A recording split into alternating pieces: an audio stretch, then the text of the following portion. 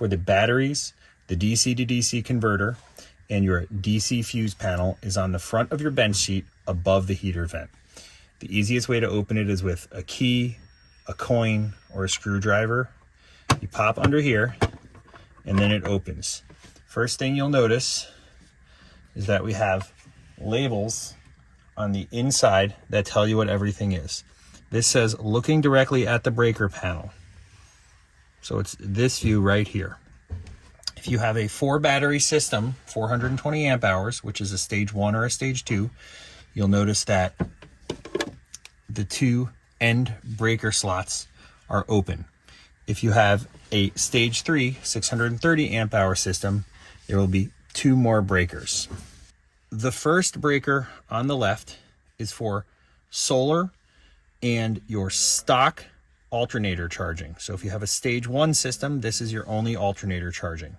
If you have a stage 2 or stage 3 system, this is charging that's in conjunction with the auxiliary alternator. If you turn this breaker off, your solar will turn off and your alternator charging from your stock Mercedes alternator will turn off. The next breaker over, when you turn that breaker on, you'll hear a whining noise and you'll see a device in your heater vent light up. That's the DC to DC charger. The next breaker over is your DC fuse panel.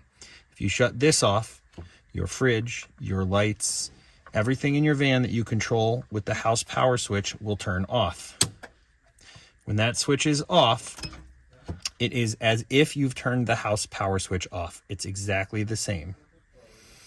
And then you have battery breakers. Battery 1, battery 2, battery 3, battery 4, and then in applicable systems, battery 5 and battery 6.